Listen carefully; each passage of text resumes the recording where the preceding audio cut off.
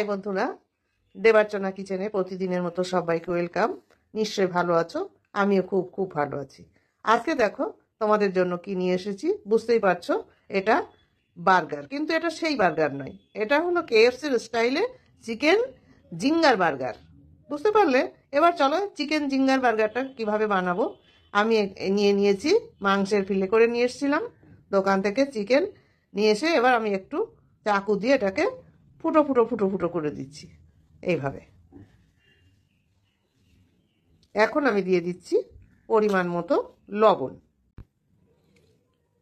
এবার আমি এর মধ্যে পরপর আর একটু কি দেব দেখো, তোমরা দেখতে থাকো।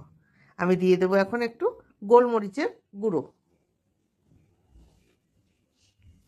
এটা যতটুকু মাংস হবে তোমরা ঠিক সেইভাবে, যে কটা বার্গার করবে সেইভাবে তোমরা করে নেবে। আর দিচ্ছি রসুন বাটা,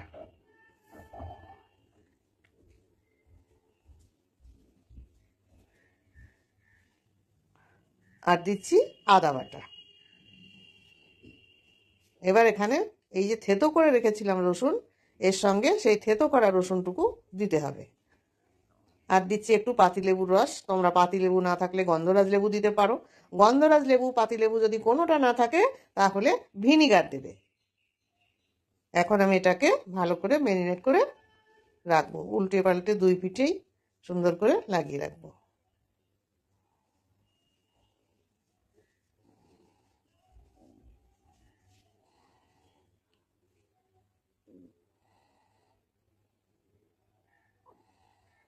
এবার ঢেকে দিলাম। এখন দেখো এটাতে আছে মিয়োনিজ আছে, আমি এই বাটির মধ্যে একটু মিয়োনিজ দিয়ে দিচ্ছি, আর দিচ্ছি একটু টমেটো সস দিয়ে এটাকে সুন্দর করে বেশ মিলাবো, ফেটিয়ে ফেটিয়ে সুন্দর করে দুটো একসঙ্গে মিশিয়ে নেব। মেশানোটা যত সুন্দর হবে তত কিন্তু দুটোর সঙ্গে মিলটাও ঠিক হবে। এখন আমি নিয়ে নিয়েছি কর্নফ্লাওয়ার, তার মধ্যে দিয়ে দিলাম একটু লবণ, আর দেবো একটু গোলমরিচের গুঁড়ো। এটাকে মিশিয়ে নিচ্ছি, আর দিয়ে দিচ্ছি কাশ্মীরি লঙ্কার গুঁড়ো। জাস্ট রং করতে হবে, তার জন্য দেখতে সুন্দর লাগবে কালারটা, এই জন্য একটু কাশ্মীরি লঙ্কার গুঁড়ো আমি দিয়ে দিলাম, বেশি দেইনি, দেখতে পেরেছো অল্পই দিয়েছি।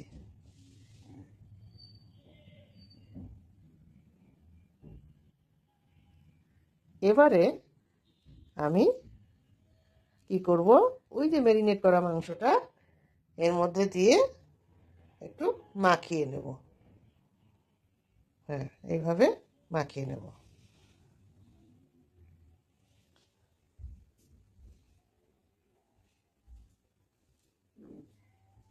এবার আমি ফ্রিজের যে ঠান্ডা জল, সেই বরফ জলের মধ্যে একটু চুবিয়ে দিলাম। এটা কিন্তু ফ্রিজের বরফ জলে অবশ্যই চোবাবে তোমরা, তা না হলে ঘরে টেম্পারেচারে, যে নর্মাল টেম্পারেচারের জলে দিলে হবে না। এটা এটা ঠান্ডা বরফ জলে দিতে হবে, দিয়ে আরেকবার কোট করতে হবে।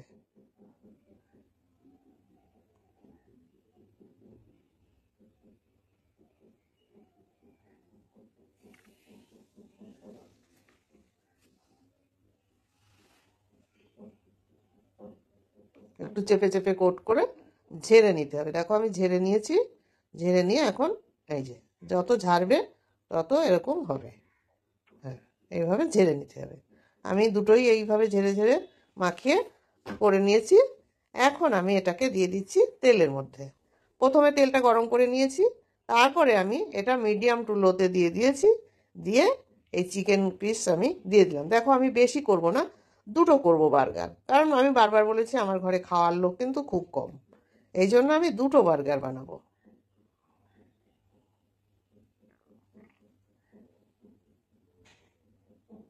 মাংসটা এত মানে ইয়ে হয়ে গেছে যে একটু ভেঙে যাচ্ছে, কারণ মানে বেশি পাতলা হয়ে গেছিলো মাংসের পিসটা।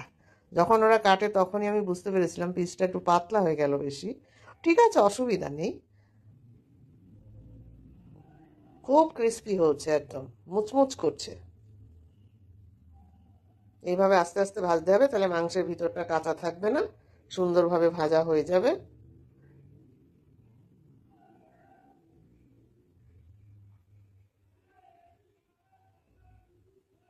এখন আমি এই পাউরুটির পরে এবার বাটার লাগিয়ে নিচ্ছি সুন্দরভাবে।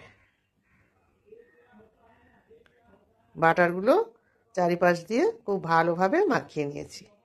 এবার আমি কি করব না, ফ্রাই প্যান বসিয়ে দিয়েছি, দিয়ে এই ফ্রাই প্যানের ওপরে পাউরুটি যেদিকে বাটার দিয়েছি ওই দিকটা আমি একটু ছেঁকে নেব।